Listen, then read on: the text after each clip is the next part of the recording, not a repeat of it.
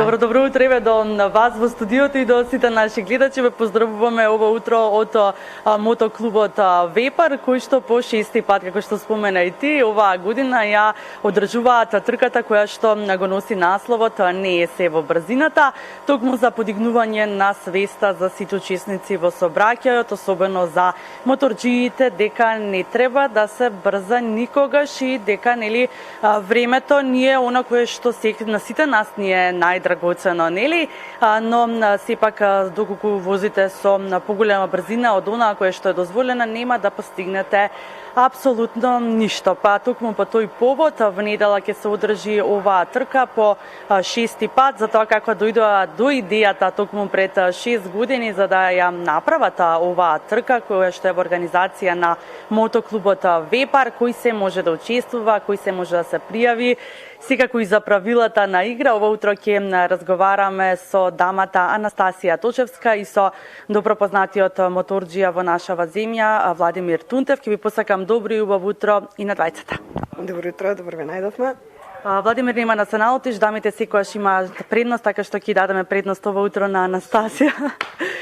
Како започнавте пред 6 години, чива беше идејата, како се роди идејата за да ја создадете оваа трка која што пред се има едукативен карактер?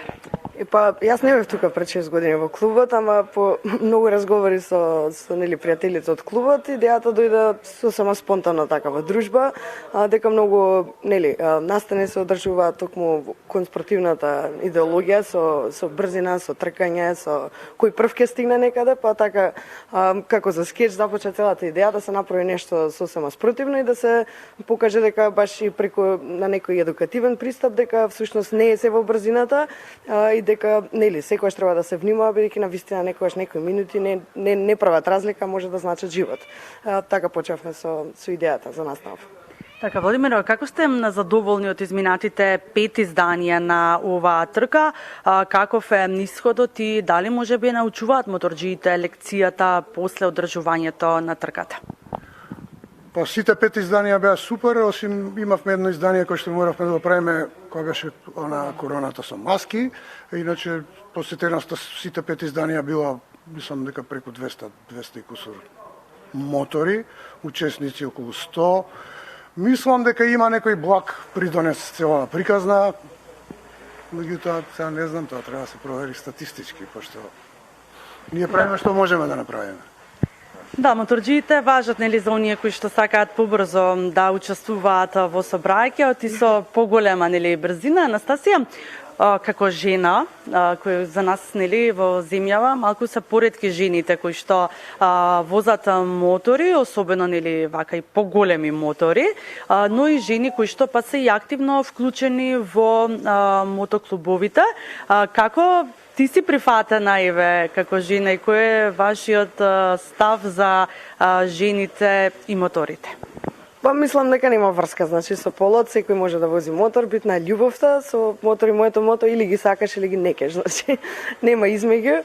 Јас од секојаш од дете јам возена Веспа, после тоа возев мало чоперче, па точно кога дојдов во клубот сватив дека ми треба малку поголем мотор за да можам да одам на патување, тоа ми е една од главните цели.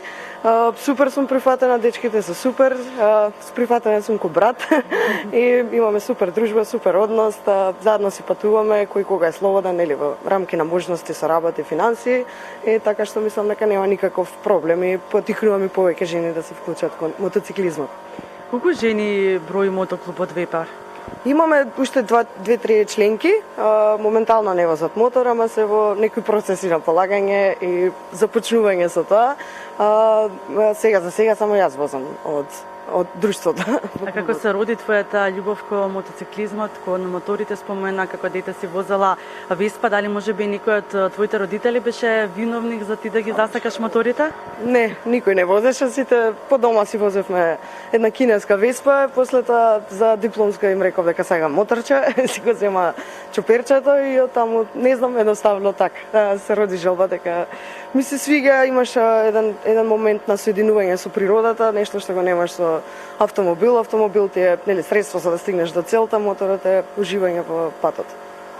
Владимир, победник е оној кој што ќе стигне последен на целта, тоа е нели едукативниот карактер на трката. Кои се останатите правила, може да ни споменете како ќе се одвива трката в недела? Останати правила дека нема правила. Се знаат они сите правилата, значи поделено е во класи, како беше од до 50, од 50 до 500, од 500 до 1000 и над 1000 и се, по двајца идат, значи кој последен стигне, значи има квалификации и после тоа ќе искаче победник. Така, но еве до кога може да се пријават, како ќе се одвива пријавувањето, кој може да биде дел од оваа трка, сите еве оние учесници, љубители на моторите? Сите, мислам дека и сите што се пријавуваат, добро ќе има и нови, сега си ги знаат правилата. Мислам дека во 11 саат треба они порано да дојдат, значи да се упишат, да се направи спецификации. Трката официјално започнува во 12, трае од прилика до, зависи се колку ќе имаме учесници, меѓутоа 2-3, така беше. И после тоа имаме забавна програма, тука како и секоја година. Еве ќе ги поканиме сите љубители на моторите, секако да бидат дел од оваа програма, оваа едукативна трка.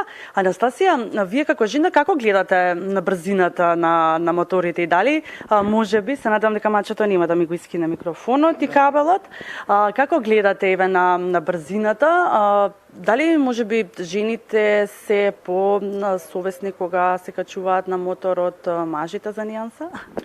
Па би рекла за било кое возило, не за мотор, немам многу искуство со многу жени моторџики, но се не можеме да кажеме дека секој од нас не избрзнал некогаш, има некој момент на адреналин во тоа, меѓутоа секогаш се нели безбедност е пред се и можеби имаме некој мала нијанса на попредпазливост заради тоа што нели го немаме оној момент да треба да се надпреваруваме со некого, односно што е типично еве по предрасудок е по